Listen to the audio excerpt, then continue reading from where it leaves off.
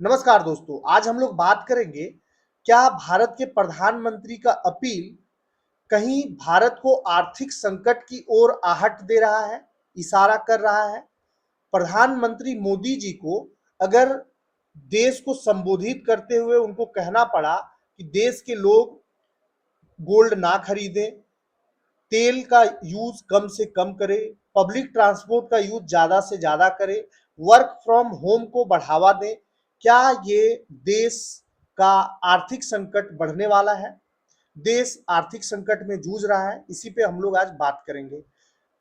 लाल बहादुर शास्त्री ने 1965 में भोजन संकट और युद्ध के समय लोगों से सोमवार शाम स्वेच्छा से उपवास रखने की अपील की थी। समाजवादी नेता मधु लिमे ने इस चीज को स्वैच्छिक किफायत को समर्थन दिया था संसद में, और ये भी वो कहे थे कि भारत के लिए विदेशी मुद्रा भंडार को संतुलित रखने की चुनौती हर सरकार के लिए रही है और ये करना भी चाहिए। नेताओं को इसमें बढ़ चढ़ करके हिस्सा लेना चाहिए। 1990 में गल्फ वार शुरू हुआ, इसका सीधा असर भारत पर पड़ा। वैश्विक स्तर पर तेल की कीमतें बढ़ गई और इसकी चपेट में भारत आ गया। 1990-91 में पेट्रोलियम आयात बिल $2 अरब से बढ़कर 5.7 अरब डॉलर गया। ऐसा तेल की कीमतें बढ़ने और आयात के वॉल्यूम में वृद्धि के कारण हुआ था। लेकिन पीवी नरसिम्हा राव ने वित्त मंत्री मनमोहन सिंह के जरिए कई सुधारों को अंजाम दिया और भारतीय अर्थव्यवस्था को बुनियादी बदलाव की बदौलत चीजें नियंत्रित हो पाई और भारत की अर्थव्यवस्था जो है वो पटरी पर लौट आई। आज की तारीख में भारत का विदेशी मुद्रा भंडार लगभग $700 अरब है। फिर भी पीएम मोदी को ऐसा अपील क्यों करना पड़ रहा है? क्या भारत पुरानी चुनौतियों से आज भी उबर नहीं पाया है? दिल्ली स्थित ग्लोबल ट्रेड रिसर्च इनिशिएटिव के निदेशक अजय श्रीवास्तव कहते हैं कि भारत के आयात निर्यात का संतुलन अब भी पटरी पर नहीं आ पाया है। उनका कहना है कि अब हमारी ऊर्जा जरूरतें ज्यादा बढ़ी हैं, इलेक्ट्रॉनिक्स और सोने का आयात ज्यादा बढ़ा है। ऐसे में $700 अरब भी नाकाफी साबित हो रहा है। पहले भी आयात निर्यात से ज्यादा होता था और आज भी ऐसा ही है। ऐसा आयात निर्यात से ज्यादा होने से डिफिसिट में जाता है हर साल भारत, और समय समय पर भारत के प्रधानमंत्री ऐसा अपील करते आए हैं। प्रधानमंत्री नरेंद्र मोदी ने भारतीयों से ईंधन बचाने के लिए वर्क फ्रॉम होम अपनाने, सार्वजनिक परिवहन का इस्तेमाल करने की अपील की है। दुनिया का सबसे दुनिया का तीसरा सबसे बड़ा तेल आयातक देश बढ़ती ऊर्जा कीमतों से पैदा हो रहे आर्थिक संकट को रोकने की कोशिश कर रहा है। ईरान पर अमेरिकी हमले के बाद यह पहली बार है जब दुनिया की सबसे बड़ी आबादी वाले देश के प्रधानमंत्री ने नागरिकों से खर्च में कटौती करने का अपील किए हैं। यह अपील ऐसे समय में आया है जब कुछ दिन पहले ही भारतीय जनता पार्टी ने असम और पश्चिम बंगाल में बड़ी जीत हासिल की है और अमेरिकी प्रतिबंधों के कारण भारत ने रूस से ऊर्जा आयात लगातार कम कर रहा है, लगातार कम खरीद रहा है। भारत ने तेल की कमी पूरी करने के लिए अन्य देशों की ओर रुख किया है। मार्च में अमेरिका की ओर से आंशिक रूप से प्रतिबंधों में ढील देने के बाद भारत ने रूस से तेल खरीदना शुरू किया था और घरेलू रिफाइनरियों को स्थानीय खपत के लिए रसोई गैस उत्पादन को प्राथमिकता देने का निर्देश दिया था। गल्फ के देशों में तनाव शुरू होने के बाद से भारतीय मुद्रा रुपया जो है वो एशिया की सबसे खराब प्रदर्शन करने वाली मुद्राओं में से एक है। युद्ध शुरू होने के बाद डॉलर के मुकाबले रुपया लगातार कमजोर हो रहा है। जो जब युद्ध स्टार्ट हुआ था उस समय रुपया $1 91 का वैल्यू था, जो आज गिर करके 95 पहुंच चुका है। आर्थिक संकट के विश्लेषकों का मानना है कि जिन क्षेत्रों में किफायत करने की अपील कर रहे हैं प्रधानमंत्री मोदी जी, उनका स्पष्ट संदेश है कि विदेशी मुद्रा भंडार आने की, फॉरेक्स पर बने दबाव को कम करना है। यह भी कहा जा रहा है कि मोदी की अपील भारतीय अर्थव्यवस्था के बड़े संकट की ओर इशारा कर रहा है। अजय श्रीवास्तव का कहना है कि फरवरी में तेल की कीमत $78 प्रति बैरल था। ईरान पर हमले के बाद यह $126 प्रति बैरल तक पहुंच गया था।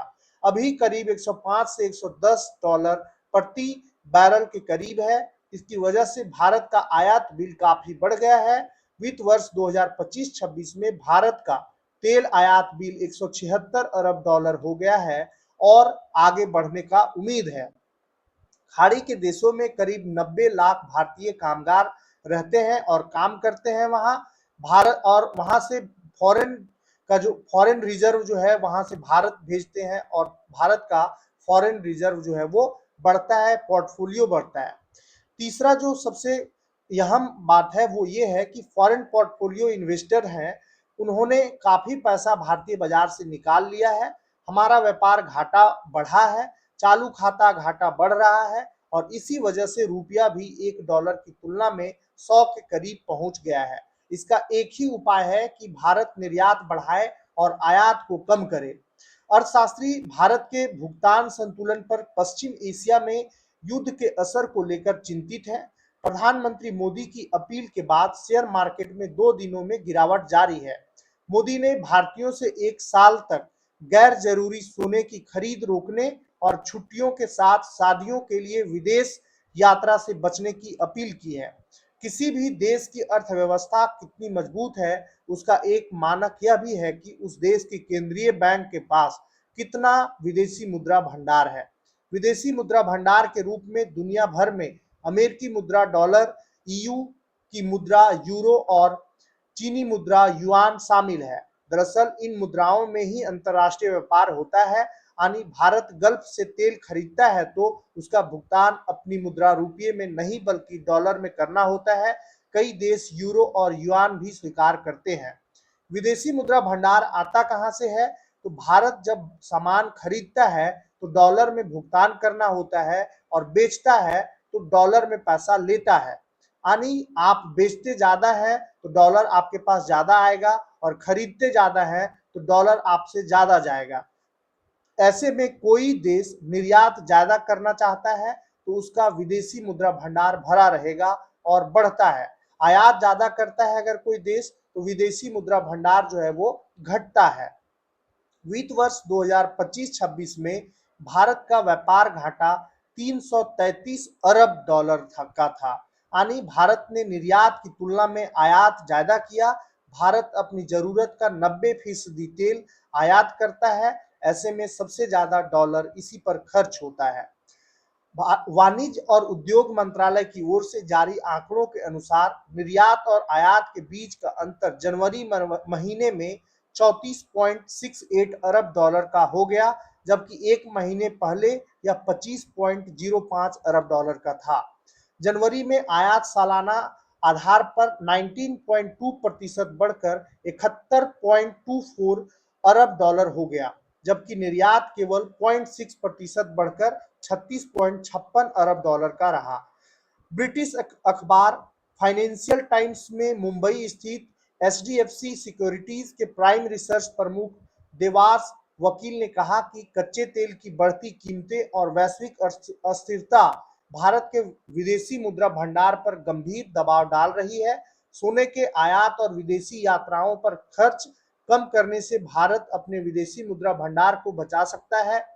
फाइनेंशियल टाइम्स ने अपनी रिपोर्ट में लिखा है, युद्ध शुरू होने के बाद से भारत का विदेशी मुद्रा भंडार 5% घटकर 690 अरब डॉलर रह गया है, क्योंकि भारतीय रिजर्व बैंक रुपये की गिरावट को नियंत्रित करने के लिए डॉलर बेच रहा है।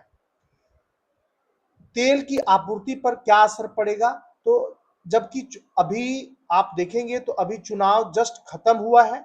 मोदी ईरान युद्ध से जुड़े आर्थिक मुद्दों पर आर्थिक अर्थव्यवस्था यथार्थवादी तरीके से बात कर सकते हैं। इसका मतलब है कि नागरिकों को ईंधन कीमतों में बढ़ोतरी के लिए तैयार किया जा रहा है, जिसका बोझ अब तक सरकार और सरकारी तेल कंपनियां उठा रही थी। अब तक इसका दर्द केवल तेल कंपनियां और सरकार झेल रही थी। अब उपभोक्ताओं को भी इसमें शामिल होने का समय आ गया है। मेरा मानना है कि तीनों आर्थिक पक्षों को इसका बोझ उठाना होगा। मध्य पूर्व संघर्ष के कारण भारत रसोई गैस की कमी और तेल की बढ़ती कीमतों से जूझ रहा है। यह संकट ऐसे देश के लिए बड़ी चुनौती है जिसने पिछले साल 174 अरब डॉलर का तेल और गैस आयात किया था। भारत के प्राकृतिक गैस आयात का 2/3 और कच्चे तेल के आयात का आधा हिस्सा खाड़ी देशों से आता है। दुनिया की सबसे बड़ी तेल कंपनी सऊदी अरब की अरामको ने चेतावनी दी है कि अगर हॉर्मुज स्ट्रेट बंद रहा तो पेट्रोल और विमान ईंधन का भंडार खतरनाक रूप से निचले स्तर पर आ जाएगा और कीमतें बढ़ने लगेगी।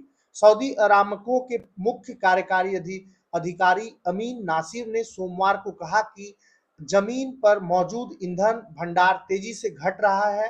पेट्रोल और जेट ईंधन जैसे रिफाइंड फ्यूल में सबसे तेज गिरावट देखी जा रही है। उन्होंने कहा कि ईरान युद्ध और हॉर्मुज स्ट्रेट लगभग बंद होने के बाद से दुनिया अब तक कुल 1 अरब बैरल तेल आपूर्ति खो चुकी है। इसके अलावा हॉर्मुज जितने सप्ताह बंद रहेगा, हर सप्ताह लगभग 10 करोड़ बैरल अतिरिक्त आपूर्ति का नुकसान होगा। पिछले 10 हफ्तों में तेल कीमतों में भारी उतार चढ़ाव देखा गया। अप्रैल के अंत में कीमतें $126 प्रति बैरल तक पहुंच गई थी, लेकिन बाद में घटकर लगभग $100 प्रति बैरल के आसपास आ गई। भारत दुनिया में सोने के सबसे बड़े उपभोक्ताओं में से एक है। भारतीय संस्कृति में सोने का विशेष महत्व है और इसे निवेश के एक सुरक्षित जरिए के रूप में देखा जाता है। यह कीमती धातु भारतीय रिजर्व बैंक के विदेशी मुद्रा भंडार का भी अहम हिस्सा है और मार्च के अंत तक देश के कुल विदेशी मुद्रा भंडार का लगभग 17% सोने के रूप में था। विश्लेषकों का कहना है कि रुपये का भविष्य काफी हद तक इस बात पर निर्भर करेगा कि मध्य पूर्व का संघर्ष किस दिशा में जाता है। प्रधानमंत्री ने जो अपील की है, क्या उसे लोग मान लेंगे या सरकार कुछ और कदम उठाएगी? अजय श्रीवास्तव का कहना है कि देखिए, प्रधानमंत्री ने वस्तु स्थिति बता दी है कि मुश्किल समय चल रहा है। जाहिर है कि इसे लोग मान नहीं लेंगे। ऐसे में सरकार के पास कुछ और विकल्प है, जैसे सरकार कुछ हफ्तों में तेल की कीमत बढ़ाएगी। सोने पर टैरिफ 2 साल पहले 15% हुआ करता था, इसे बाद में 6% कर दिया गया था। अब इसे फिर से 10 या 15% कर सकती है। अजय श्रीवास्तव का कहना है कि पिछले वित्त वर्ष का भारत का मर्चेंडाइज आयात बिल $775 अरब का था। इसमें सबसे अधिक $175 अरब कच्चे तेल का बिल था। इसके बाद इलेक्ट्रॉनिक्स $116 अरब का था। तीसरे नंबर पर $74 अरब का गोल्ड था।